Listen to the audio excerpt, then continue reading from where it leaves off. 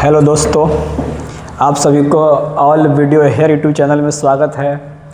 पिछले क्लास में हम लोग वर्ण प्रकरण के बारे में जान रहे थे और हम लोगों ने व्यंजन वर्ण अर्थात हल वर्ण तक क्लास को पूरा कर लिया था। आज इस क्लास में हम लोग वर्ण के बारे में आगे जानेंगे और इसमें सबसे पहले आप लोग को आज जानना है संयुक्त वर्ण के बारे में, इसके बाद आयोगवाह वर्ण के बारे में और उसके बाद हम लोग उच्चारण स्थान के बारे में पढ़ेंगे।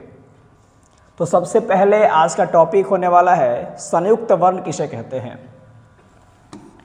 टॉपिक है संयुक्त वर्ण।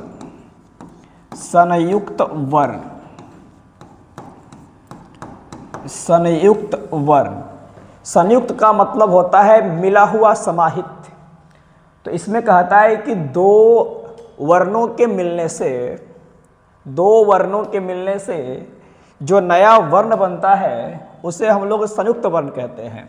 दो वर्णों को मिलने से जो नया वर्ण बनता है उसे हम लोग संयुक्त वर्ण कहते हैं। यानी कह रहा है कि जब दो वर्ण आपस में मिलते हैं और जो नया वर्ण बन के आता है उसे हम लोग संयुक्त वर्ण कहते हैं। जैसे कि यहाँ पे ध्यान देना है, सबसे पहले हमारा संयुक्त वर्ण होता है छ, इसको हम लोग संयोगी छ कहते हैं। इसके बाद त्र और एक हमारा ज्ञ और एक है स्र, इन चारों को संयुक्त वर्ण कहते हैं और संयुक्त वर्ण की संख्या ही 4 होती है। तो सबसे पहला कहता है हमारा संयोगी छ, ये भी संयुक्त वर्ण है। अगर आधा क के साथ आधा मूर्धन्य श को हम जोड़ देते हैं तो हमारा छ बनता है। यानी दो वर्णों को मिलने से एक नया वर्ण बन रहा है, इसीलिए इसे हम संयुक्त वर्ण कहते हैं। इसके बाद आधा त के साथ आधा र को अगर हम जोड़ते हैं और जो वर्ण बन के आता है उसे हम संयुक्त वर्ण कहते हैं। यानी आधा त जोड़ आधा र बराबर त्र बनता है। इसके बाद आधा ज के साथ हम आधा इ को जोड़ते हैं तो ज्ञ बनता है। यानी दो वर्ण यहाँ पे भी जुट रहे हैं, इसीलिए इसे कहते हैं संयुक्त वर्ण। इसके बाद आधा दलावी स के साथ अगर आधा र को जोड़ दिया जाए तो स्र बनता है। तो इन चारों में दो वर्णों का मेल है, इसीलिए इसे हम संयुक्त वर्ण कहते हैं। तो जब भी क्वेश्चन किया जाए कि संयुक्त वर्ण किसे कहते हैं तो बोलना होगा कि दो वर्णों को मिलने से जो नया वर्ण बनता है उसे हम लोग संयुक्त वर्ण के नाम से जानते हैं और संयुक्त वर्ण की संख्या 4 होती है। संयुक्त वर्ण की जो संख्या होती है वह 4 होती है। सबसे पहला है संयोगी छ, त्र, ज्ञ और स्र। अब समस्या है कि संयोगी छ कैसे बनेगा, तो आधा क के साथ आधा मूर्धन्य स को अगर जोड़ दिया जाए तो हमारा जो वर्ण बनता है वह संयोगी छ होता है और इसको हम संयुक्त वर्ण कहते हैं। इसके बाद त्र, तो आधा त के साथ अगर आधा र को हम जोड़ते हैं, ऐड करते हैं और जो वर्ण बन के आता है वह त्र, अर्थात त्र भी जो है एक संयुक्त वर्ण होता है। इसके बाद अगर आधा ज के साथ अगर आधा इ को हम जोड़ देते हैं तो हमारा ज्ञ बनता है और ज्ञ भी संयुक्त वर्ण है।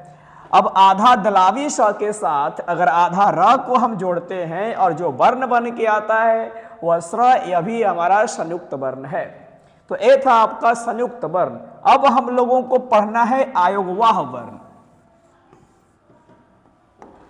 आयोगवाह वर्ण, हालांकि आयोगवाह वर्ण के बारे में हमने आपको पिछली क्लास में भी समझा रखा था, लेकिन एक बार पुनः इसके बारे में हम लोग ध्यान देते हैं। आयोगवाह वर्ण, आयोगवाह वर्ण। तो क्वेश्चन है कि आयोगवाह वर्ण, पिछले क्लास में हम बताए थे आप लोग को कि इस वर्ण का कोई महत्व नहीं होता है। अर्थात कहने का मतलब कि इस वर्ण का कोई वैल्यू नहीं होता है, कोई महत्व नहीं होता है। लेकिन जब स्वर वर्ण के साथ या फिर व्यंजन वर्ण के साथ जुड़ जाता है तो उसके अर्थ को बदल देता है। लेकिन स्वर के साथ और व्यंजन के साथ अगर जुड़ जाता है तो उसके अर्थ को बदल देता है। इसे ही हम लोग आयोगवाह वर्ण कहते हैं। सबसे पहले तो इसका कोई महत्व नहीं था, कहें तो कोई वैल्यू नहीं था, लेकिन इसने काम क्या किया, स्वर के साथ और व्यंजन के साथ मिला और उसके अर्थ को परिवर्तित कर दिया, अर्थात बदल दिया। तब जाके इसे हम आयोगवाह वर्ण की श्रेणी में रखते हैं। अगर आयोगवाह वर्ण की संख्या आपसे पूछा जाए तो आयोगवाह वर्ण की संख्या भाइयों 4 होती है। सबसे पहला हमारा है अनुस्वार। अनुस्वार को हम लोग आयोगवाह वर्ण कहते हैं और इसको हम लोग अन्न भी लिखते हैं। इसके बाद दूसरा नंबर पे हमारा आता है विसर्ग। विसर्ग, अब विसर्ग को हम लोग अह भी लिखते हैं। इसके बाद एक हमारा है जिह्वा मूल्य। जिह्वा मूल्य, जिह्वा मूल्य, इसको हम इस प्रकार से लिखते हैं। और एक चौथा हमारा है उपधमानीय। उपधमानीय, इसको हम इस प्रकार से लिखते हैं।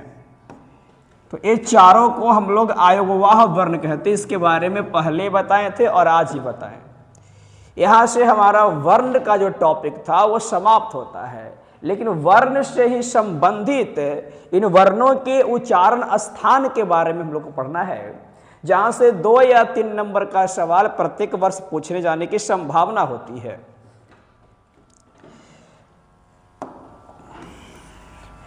हम लोग जो 10th क्लास के संस्कृत का कैश कोर्स पढ़ रहे हैं, तो थोड़ी सी इस बात पर ध्यान देंगे कि जो मुख्य टॉपिक है उसको ही कंप्लीट किया जाए, ताकि एग्जाम में हल करने में सहूलियत हो।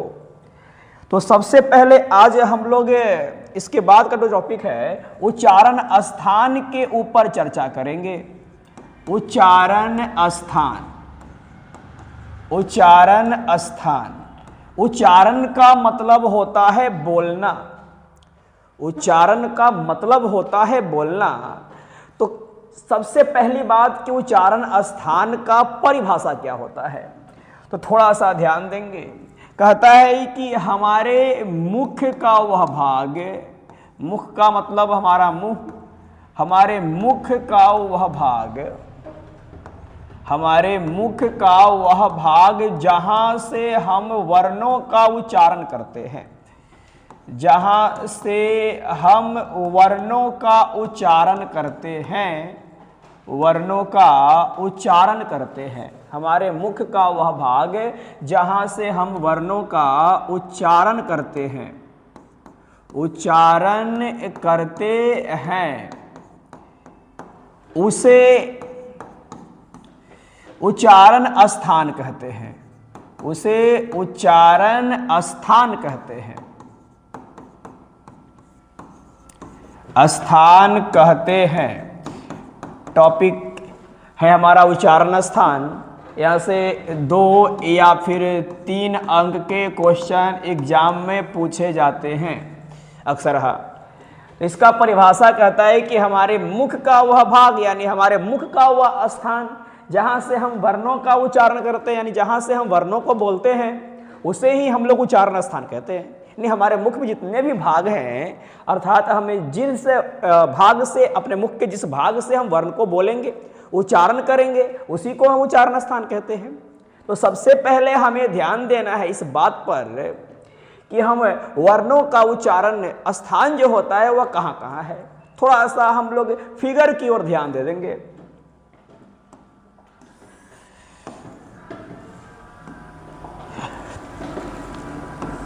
फिगर इसका कुछ इस प्रकार से होता है।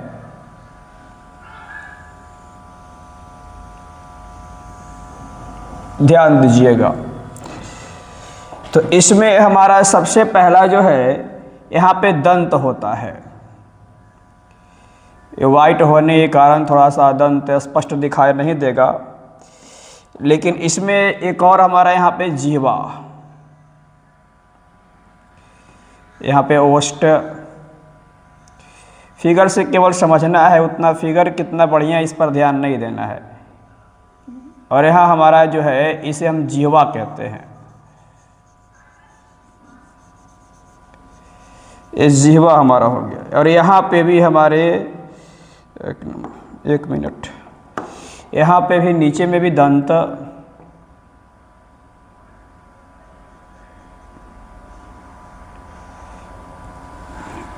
अब थोड़ा सा इसमें आगे ध्यान देना है। उच्चारण स्थान की जो संख्या की अगर हम बात करें तो उच्चारण स्थान की जो संख्या होता है वह 7 होता है। उच्चारण स्थान की संख्या 7 होते हैं। सबसे पहला जो उच्चारण स्थान हमारा है वो यहाँ पे, इसको हम कंठ कहते हैं। सबसे पहला उच्चारण स्थान को हम कंठ कहते हैं। उसके बाद हमारा होता है तालु। तो यहाँ पे कुछ हिस्सा जो होता है इसी को हम लोग तालु कहते हैं, इसी को हम तालु कहते हैं। और तालु के थोड़ा सा ऊपर यहाँ आने पर हमें मूर्धा मिलता है, मूर्धा।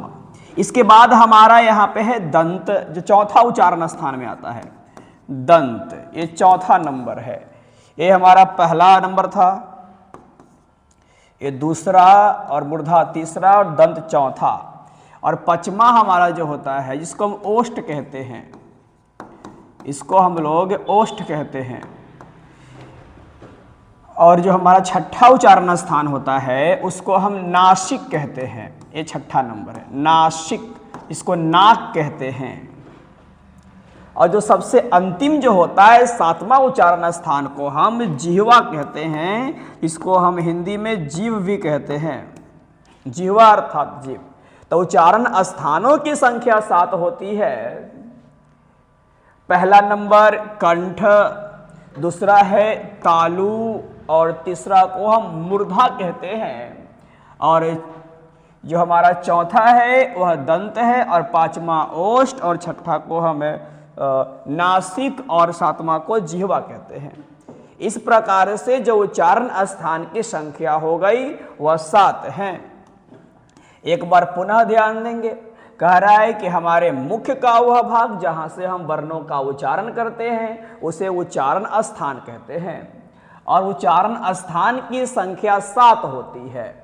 पहला नंबर कंठ, तालु, मूर्धा, चौथा है दंत, 5वां ओष्ठ, छठा नासिक, और 7वां जिह्वा।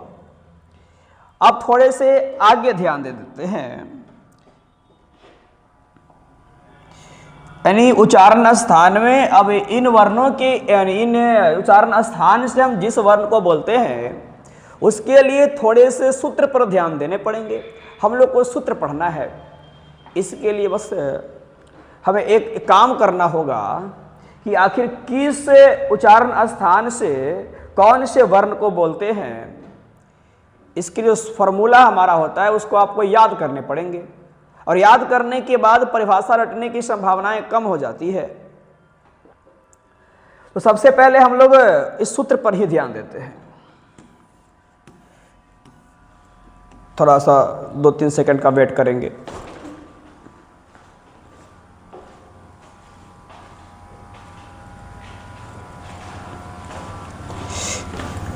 चलिए, तो हम लोग को पढ़ना है उच्चारण स्थान का जो फॉर्मूला था। सबसे पहला फॉर्मूला को हम लोग पढ़ते हैं, अकुह विसर्ग नियनाम कंठा।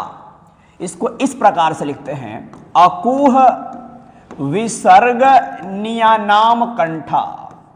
अकुह विसर्ग नियनाम कंठा। ऊपर में अगर संस्कृत में पॉइंट अंतिम में रहता है तो उसको हम म पढ़ते, अगर बीच में अगर रहता तो उसको हम अनुस्वार पढ़ते। तो इसको पढ़ते हैं अकुह विसर्ग नियनाम कंठा। अकुह विसर्ग नियनाम कंठा। अब यह फॉर्मूला अगर आपको याद हो जाते हैं तो उच्चारण स्थान को पकड़ना काफी आसान हो जाएगा। अब इससे हम वर्णों को बाहर कैसे निकालेंगे, थोड़े इस पर ध्यान दे देते हैं। तो सबसे पहला हमारा है अ। तो अ कहता है अर्थात आ को और आ को बाहर निकाल लेना है। इसके बाद यहाँ पे कह रहा है कवर्ग, यानी क। तो क का मतलब है कि कवर्ग को बाहर निकाल लेना है। कवर्ग कहे तो क से लेकर के अंग तक जो है वह पूरा आ जाता है। क से लेके अंग तक वहां पे पूरा आ जाएगा। चलिए थोड़ा सा आगे की ओर बढ़ते हैं। इसके बाद यहाँ पे कह रहा है ह, तो हम ह को बाहर निकाल लेते हैं और यहाँ पे एक पॉइंट आ रहा है विसर्ग। विसर्ग कहें तो अह को हम बाहर निकाल लेते हैं। तो हमने सूत्र पढ़ा कि अकु विसर्गे निया नाम कंठा, अ को, आ को, क वर्ग को, ह को और विसर्ग को हम लोग कंठ से बोलते हैं, कंठ से इसका उच्चारण करते हैं। इसका उच्चारण हम लोग कंठ से करते हैं। जब कंठ से इसका हम उच्चारण करते हैं, इसीलिए हम इस वर्ण को कंठय वर्ण के नाम से भी जानते हैं, कंठय वर्ण के नाम से भी जानते हैं। तो अगर सवाल कोई पूछ दे कि कंठय वर्ण किसे कहते हैं, तो हम कह सकते हैं कि जिस वर्ण का उच्चारण हम कंठ से करते हैं उसे कंठय वर्ण कहते हैं। अब कंठ से आखिर कौन कौन से वर्ण के उच्चारण करेंगे भाई, थोड़ा इस पर ध्यान दे देते हैं। तो आ को निकालेंगे तो अ और आ को यहां से बाहर करेंगे, क से अर्थात क वर्ग, क से लेकर के अंगत तक को। इसके बाद ह हमारा हो जाएगा और इसके बाद विसर्ग को हम बाहर निकाल लेते हैं। तो जो इतने वर्ण को हम बाहर निकाले, इन सबका उच्चारण कंठ से करते हैं, इसीलिए हम इसे कंठय वर्ण कहते हैं। अगर सवाल कोई पूछे कि कंठय वर्ण की संख्या कितनी होती है, तो सबसे पहले तो यहाँ कवर्ग में 5 वर्ण, इधर 2 7 और 2 9, तो कंठय वर्ण की संख्या 9 होती है। कंठय वर्ण की जो संख्या होती है वह 9 होती है। अब हम लोग को चलना है दूसरे फॉर्मूला में। तो चलने से पहले एक बार पुनः ध्यान देंगे। अकुह विसर्ग निया नाम कंठा, अ और आ को बाहर कर लेते हैं, क से कवर्ग को बाहर कर लेते हैं, कवर्ग में 5 वर्ण हो जाएंगे, क से लेकर अंग तक। इसके बाद हम लोग ह को बाहर कर लेते हैं और इसके बाद हम लोग विसर्ग को बाहर करेंगे और इन सबका उच्चारण हम कंठ से करते हैं, इसीलिए कंठय वर्ण कहते हैं। संख्या होती है 9। चलिए अब हम लोग दूसरे फॉर्मूले की ओर बढ़ चलते हैं। दूसरा फॉर्मूला हम लोग का है ईचू यसा नाम तालु। ईचू यसा नाम तालु दूसरा फॉर्मूला हम लोग का है ईचू यसा नाम तालु। ईचू यसा नाम तालु सबसे पहले पढ़ने के लिए सीखना होगा। अगर नहीं आता है तो 2 भागों में तोड़ करके हम पढ़ सकते हैं। जैसे कि ईचू यसा नाम तालु, ईचू यसा नाम तालु। अब हम लोग थोड़ा सा इससे हम वर्ण को कैसे बाहर निकालते हैं थोड़ा सा ध्यान देंगे। टॉपिक है ईचू यसा नाम तालु। तो सबसे पहले यहां से ई से हम बाहर निकालते हैं, तो ह्रस्व ई और दीर्घ ई को हम बाहर कर लेते हैं, यानी ई के दोनों परिवार को बाहर करना होता है। तो ह्रस्व ई और दीर्घ ई को हम बाहर करेंगे। इसके बाद यहाँ पे दिखाई दे रहा है हमें च, तो चवर्ग को बाहर कर लेते हैं। चवर्ग कहे तो च से लेकर के ई तक यहाँ पे 5 वर्ण आ जाएंगे। चवर्ग कहे तो च से लेकर के ई तक, अर्थात यहाँ पे 5 वर्ण आएंगे। इसके बाद हमारा बाबू यहाँ पे सामने दिखाई दे रहा है यह, इसलिए यह को बाहर कर लेते हैं और यहाँ से हमारा है दलाविश और दलाविश को हम बाहर कर लेते हैं। तो सबसे पहले ह्रस्वई, तो ह्रस्वई दीर्घई को बाहर, चवर्ग को बाहर, च से लेकर के ई तक अर्थात 5 वर्ण। इसके बाद यहाँ से य और दलाविश को हम बाहर कर लेते हैं। अब कहता है कि इन सबका जो उच्चारण हम करते हैं वह तालु से करते हैं। इन सबका उच्चारण हम तालु से करते हैं। इन सबका उच्चारण हम तालु से करते हैं, तालु से करते हैं। एक सेकेंड, एक मिनट।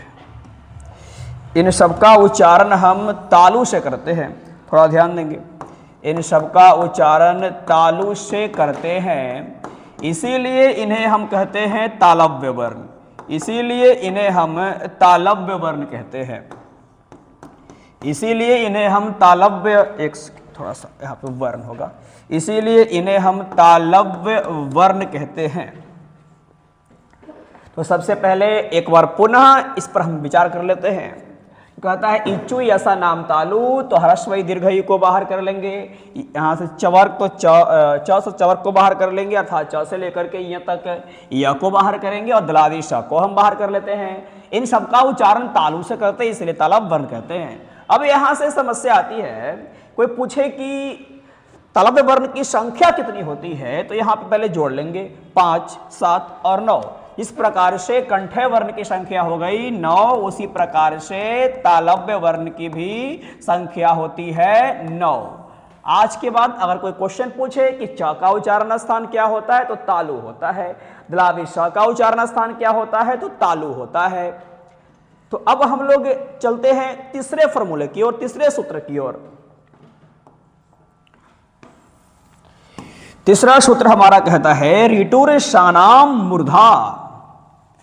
तीसरा सूत्र का नाम है ऋटुर सानाम, ऋटुर सानाम मूर्धा, ऋटुर सानाम मूर्धा, ऋटुर सानाम मूर्धा। अगर किसी को पढ़ने में दिक्कत हो, तकलीफ हो, तो ज़्यादा समस्या ना झेलते हुए 2 भागों में तोड़ लेते हैं। थोड़ा सा प्रॉब्लम है, हाँ अब ठीक है। 2 भागों में तोड़ लेते हैं, ऋटुर और फिर सानाम, इसके बाद है मूर्धा। तब पढ़ेंगे ऋटुर सानाम मूर्धा, ऋटुर सानाम मूर्धा। अब ध्यान देते हैं इससे हम वर्णों को बाहर कैसे निकालते हैं, खींच करके बाहर निकालना है भाई। चलिए, तो सबसे पहले यहां कहता है री, तो री से हम री को बाहर निकाल लेते हैं। इसके बाद कहता है ट, अर्थात हम टवर्ग को बाहर निकाल लेते हैं। टवर्ग कहे तो ट से टवर गिना तक, टवर्ग कहे तो ट से टवर गिना तक को हम बाहर निकाले, 5 वर्ण को बाहर निकाल लेते हैं। इसी प्रकार से बाबू यहाँ पे र है तो र को हम बाहर निकाल लेंगे। और फिर यहाँ पे हमारा है मूर्धन्य स, तो चुपचाप मूर्धन्य स को बाहर निकाल लेना है। तो री से री को बाहर निकाला, ट से टवर को बाहर निकाला, ट से टवर गिना को। इसके बाद हमारा है र को बाहर निकाल लिया और मूर्धन्य स को बाहर निकाल लिया। अब इन सब का उच्चारण हम मूर्धा से करते हैं, इन सब का उच्चारण मूर्धा से करते हैं, इन सब का उच्चारण हम मूर्धा से करते हैं, इन सब का उच्चारण मूर्धा से करते हैं। इसीलिए इन सब को हम मूर्धन्य वर्ण के नाम से भी जानते हैं, इसीलिए इन सब को हम मूर्धन्य वर्ण के नाम से भी जानते हैं। तो री, टवर्ग, ट से न तक, टवर्गिना तक, और यहां से र और मूर्धन्य स, इन सब का उच्चारण मूर्धा से करते हैं और इसे हम मूर्धन्य वर्ण कहते हैं। अगर अब यहां से अगर किसी को पढ़ने में तकलीफ हो तो हमने पहले बताया कि आप तोड़ के पढ़ सकते हैं ऋटुर सानाम मूर्धा। तो री, टवर्ग, र और मूर्धन्य स का उच्चारण मूर्धा से करते हैं, इसीलिए मूर्धन्य वर्ण कहते हैं। अब अगर आपसे सवाल पूछा जाए कि मूर्धन्य वर्ण की जो संख्या होती है वह कितनी होती है, तो यहाँ से 5 और 3 8, अर्थात मूर्धन्य वर्ण की जो संख्या हो गई वह 8 होते हैं। मूर्धन्य वर्ण की संख्या 8 होते हैं। तो अगर आपसे अब कोई क्वेश्चन करे कि र का उच्चारण स्थान क्या होता है, चुपचाप हमें बोलना है मूर्धा। मूर्धन्य श का उच्चारण क्या होता है, तो मूर्धा बोलेंगे। अगर कोई सवाल पूछे कि री को कौन सा वर्ण कहते हैं, तो हम मूर्धन्य वर्ण कहते हैं। री को हम मूर्धन्य वर्ण कहते हैं, रा को हम मूर्धन्य वर्ण कहते हैं। अब इसके बाद हम लोग को चौथा सूत्र की ओर बढ़ना है। हमने 3 पड़ाव पार कर लिए, अब चौथा पड़ाव की ओर बढ़ जाना है। चलिए, जिस अंदाज से हम लोग अभी चलते रहे हैं उसी अंदाज से आगे बढ़ना है, पीछे नहीं हटना है बिल्कुल। जब तक इसको हम लोग तोड़ेंगे नहीं तब तक छोड़ना भी नहीं, अर्थात एकदम संस्कृत व्याकरण में बिल्कुल दम आग लगा देना है। चलिए, चौथा पॉइंट हम लोग का है ऋतु, ऋतु लसा नाम दंता, ऋतु लसा नाम दंता, ऋतु लसा नाम दंता। अगर पढ़ने में समस्या हो तो हम तोड़ के पढ़ लेते हैं, यहां से ऋतु, फिर लसा नाम और ये हो गया दंता। ऋतु लसा नाम दंता, ऋतु लसा नाम दंता। अब यहां से हमें काम क्या करना है कि वर्णों को बाहर निकाल लेना है, अर्थात ना निकले जबरदस्ती बाहर निकालना है। ध्यान दीजिए थोड़ा सा। ऋतु लसा नाम दंता, तो सबसे पहले यहां से लृ दिखाई दे रहा है, तो लृ को हम भी बाहर निकाल लेते हैं। संस्कृत व्याकरण में आपको पहले पढ़ाया गया कि हिंदी व्याकरण में स्वर वर्ण की संख्या 11 होती है, लेकिन संस्कृत व्याकरण में स्वर वर्ण की संख्या 13 होती है। इसमें एक हमने लृ को भी शामिल किया था, उसी लृ को यहां बाहर निकालना है। अब थोड़ा सा आगे ध्यान देते हैं। इसके बाद दिखाई दे रहा है हमें त, अर्थात हम तवर्ग को बाहर निकाल लेते हैं। अर्थात त से लेकर के तवर्गिना, त से लेकर के तवर्गिना, अर्थात यहाँ 5 शामिल हैं। इसके बाद हमें ल दिखाई दे रहा है, तो ल को बाहर निकाल लेते हैं। और हमारा यहाँ पे दंटी सा दिखाई दे रहा है, इसको हम सपेरा वाला सा पढ़ते हैं बचपन में। चलिए, तो ऋतु लसा नाम दंता, सूत्र का नाम है ऋतु लसा नाम दंता। ऋतु लसा नाम दंता यानी वैसे व्यक्ति थोड़ा दांत से बोलते हैं जिन्हें हम हंस कर तोतला कहते हैं, वो इसी वर्ण का अधिक प्रयोग करते हैं। तो सबसे पहले यहाँ से लृ अर्थात लृ को बाहर निकाले, त अर्थात तवर्ग, त से तवर्गिना को बाहर निकाले। इसके बाद हमारा है ल, तो ल को बाहर निकाल लेंगे। उसके बाद है दंटी सा को बाहर निकाल लेंगे। अब इन सबका उच्चारण हम लोग दंत से करते हैं। दंता अर्थात दंत से करते हैं। दंत कहने का मतलब दांत होता है। इन सबका उच्चारण हम लोग दंत से करते हैं। दंत कहने का मतलब दांत होता है। जब दंत से इनका उच्चारण हम करते हैं, इसीलिए इसको हम बाबू दंतय वर्ण कहते हैं। इसीलिए भाई इसको हम दंतय वर्ण के नाम से भी जानते हैं। तो अब कोई सवाल पूछे कि दंतय वर्ण की संख्या कितनी होती है, तो 5 और यहां से 3, 8 हो जाएंगे। दंतय वर्ण की संख्या 8 होती है। दंतय वर्ण की संख्या 8 होती है। तो कोई पूछे कि ल को हम कौन सा वर्ण कहते हैं, तो जाहिर सी बात हमने पढ़ा दंतय वर्ण। लृ को कौन सा वर्ण कहते हैं, हम लोगों ने पढ़ा दंतय वर्ण कहते हैं। दंटी स को हम लोग कहाँ से उच्चारण करते हैं, हम लोगों ने पढ़ा कि दंत से, दंता से इसका उच्चारण करते हैं। त का उच्चारण कहाँ से होता है, तो हम लोगों ने पढ़ा कि इसका उच्चारण दंत से करते हैं।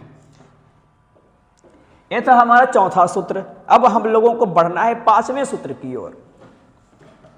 थोड़ा सा विशेष रूप से ध्यान देंगे इस पर। 5वां नंबर पॉइंट हम लोग के सामने है। इसका नाम है उपधमानिया नाम। उपधमानिया नाम, उपधमानिया नाम ओष्ठव। उपधमानिया नाम ओष्ठव। अब हम लोग इस पर ध्यान देते हैं, ये उपधमानिया नाम ओष्ठव क्या कहता है। आखिर अगर इसको पढ़ना हो तो सबसे पहले उपधमानिया, फिर नाम पढ़ लेंगे। उपधमानिया नाम ओष्ठव, उपधमानिया नाम ओष्ठव, उपधमानिया नाम ओष्ठव। तो अब हम लोगों को बाबू इसमें से वर्णों को बाहर कैसे निकालना है, इस पर ध्यान देना होगा। चलिए थोड़ा सा ध्यान देते हैं बाबू। कहते हैं उपधमानिया नाम ओष्ठव। तो सबसे पहले हम एक काम करेंगे, यहाँ पे उ दिखाई दे रहा है, तो ह्रस्व उ और दीर्घ उ को बाहर निकाल लेते हैं। इसके बाद हमें प दिखाई दे रहा है, तो प वर्ग को बाहर निकाल लेते हैं। अर्थात प से लेकर के म तक को हम बाहर निकाल लेते हैं। अब इसके बाद पूरे को मिला के पढ़ा जाए तो उपधमानीय होता है। तो यहां से हम उपधमानीय को भी बाहर निकाल लेते हैं। हम लोगों ने पढ़ा है आयोगवाह वर्ण 4 प्रकार के, उसमें एक उपधमानीय और एक जिह्वा मूल्य भी पढ़ा था। उपधमानीय को हम बाहर निकाल लेते हैं, जिसको हम इस प्रकार से लिख रहे थे। उस उपधमानीय को हमने बाहर निकाल लिया। तो ध्यान देना है हमें आगे। फिर से एक बार समझ लेते हैं। सूत्र कहता है उपधमानिया नामोष्ठव। ह्रस्व उ और दीर्घ उ को बाहर निकालेंगे, प वर्ग को बाहर निकालेंगे, प से लेकर के म तक, फिर उपधमानीय को बाहर निकाल लेते हैं। अब इन सबका उच्चारण जो है, हमें इन सबका उच्चारण ओष्ठ से करते हैं। इन सबका उच्चारण ओष्ठ से करते हैं। इन सब का उच्चारण ओष्ठ से करते हैं, इसीलिए इन सब को हम ओष्ठ्य वर्ण कहते हैं। इसीलिए इन सब को हम ओष्ठ्य वर्ण कहते हैं। तो अगर संख्या पूछा जाए ओष्ठ्य वर्ण का, तो ओष्ठ्य वर्ण की संख्या यहां सामने दिखाई दे रहा होगा कि 7 होता है। ओष्ठ्य वर्ण की संख्या 7 होता है। तो कोई सवाल पूछे कि उपधमानीय कौन सा वर्ण है? ओष्ठ्य वर्ण। म कौन सा वर्ण है? ओष्ठ्य वर्ण। प का उच्चारण स्थान क्या होता है? तो ओष्ठ होता है। ह्रस्व उ का उच्चारण स्थान क्या होता है? तो ओष्ठ होता है। तो इस प्रकार से हमने 5 सूत्र को पढ़ लिए। अब छठा सूत्र की ओर हमें बढ़ना है, और छठा सूत्र कहता है यम मंगनानम नासिक च। छठा सूत्र को हम पढ़ते हैं इयम मंगनानम। इयम मंगनानाम, थोड़ा सा ध्यान देंगे। इयम मंग नानाम, ना नाम। इयम मंगनानाम नासिक च, नासिक च। इयम मंगनानम नासिक च। फिर से एक बार पढ़ लेते हैं। इयम मंग नानम नासिक च। इयम मंग नानाम नासिक च। इयम मंग नानाम नासिक च। इयम मंग नानाम नासिक च। तो इस प्रकार से इसको पढ़ते हैं। अब यहां से हम इनके वर्णों को बाहर निकालने के लिए जानेंगे। थोड़ा सा विशेष तौर से ध्यान दीजिएगा। देखने में केवल कठिन है, लेकिन वास्तव में कठिन नहीं है। यहां पे सबसे पहले हम इया को बाहर निकाल लेते हैं, फिर यहां से हम अंग को बाहर निकाल लेते हैं, फिर यहां से हम मां को बाहर निकाल लेते हैं, और फिर यहां से अंग हम पहले ही बाहर निकाल चुके हैं। टवर गिना को बाहर निकालते हैं, फिर यहां से तवर गिना को बाहर निकालते हैं, और एक यहां से अनुस्वार को हम बाहर निकाल लेते हैं। तो कहता है इया अंगम मां टवर गिना और तवर गिना, ये 5 वर्ण। और पहले से हम पढ़ते आ रहे हैं, क में भी अंग था, कवर्ग में चवर्ग में इया था, टवर्ग में टवर गिना था, और तवर्ग में तवर गिना था, तवर्ग में तवर गिना था, और पवर्ग में म था। तो ये जो 5 वर्ण हुए ना, इन 5 वर्ण का जो उच्चारण है हम लोग कंठ से भी करते हैं और नासिक से भी करते हैं। इन 5 वर्णों का उच्चारण हम लोग कंठ से भी करते हैं और नासिक से भी करते हैं। इस पर हम विशेष ध्यान रखेंगे। 5 वर्ण का उच्चारण हम कंठ से भी करते हैं और नासिक से भी करते हैं। तो इन सबका उच्चारण हम नासिक से करते हैं। इन सबका उच्चारण हम नासिक से करते हैं। नासिक कहे तो नाक से करते हैं। तो नासिक से जब इसका उच्चारण करते हैं तो इसे हम नासिकय वर्ण कहते हैं। नासिक से उच्चारण करते हैं, इसीलिए इसे हम नासिकय वर्ण कहते हैं। और नासिकय वर्ण की जो संख्या होती है वह 6 होती है। नासिकय वर्ण की जो संख्या होती है वह 6 होती है। तो अगर कोई क्वेश्चन पूछे कि अनुस्वार कौन सा वर्ण है तो नासिकय वर्ण, टवर गिना कौन सा वर्ण है तो नासिकय वर्ण, अंगा का उच्चारण स्थान क्या है तो नासिक हो जाएगा, टवर गिना का उच्चारण स्थान क्या है तो नासिक हो जाएगा। ये था हमारा छठा फॉर्मूला। अब हम लोग को 7वां फॉर्मूला की ओर ध्यान देना है। 7वां कहता है एदैतो कंठ तालु। एदैतो कंठ तालु। एदैतो कंठ तालु। एदैतो कंठ तालु कहने का मतलब यहां से सबसे पहले हमको ए और ए को बाहर निकाल लेना है। ए और ए को यहां से हम लोग बाहर निकालेंगे तो ए और ए का जो उच्चारण स्थान होता है वह कंठ और तालु दोनों होता है। ए और ए का जो उच्चारण स्थान होता है वह कंठ और तालु दोनों होता है। इसीलिए इसको हम कंठ तालव्य वर्ण कहते हैं। कंठ तालव्य वर्ण। कंठ तालव्य वर्ण कहते हैं। और इसकी संख्या की अगर बात किया जाए तो संख्या 2 होता है। तो आज के बाद अगर कोई क्वेश्चन पूछे कि ए का उच्चारण स्थान क्या होगा तो कंठ और तालु दोनों होते हैं, और ए का उच्चारण स्थान पूछे तो कंठ और तालु दोनों होते हैं। तो आज का क्लास इतना के बाद हम लोग समाप्त करते हैं। नेक्स्ट का टॉपिक अगले दिन ही क्लास में किया जाएगा।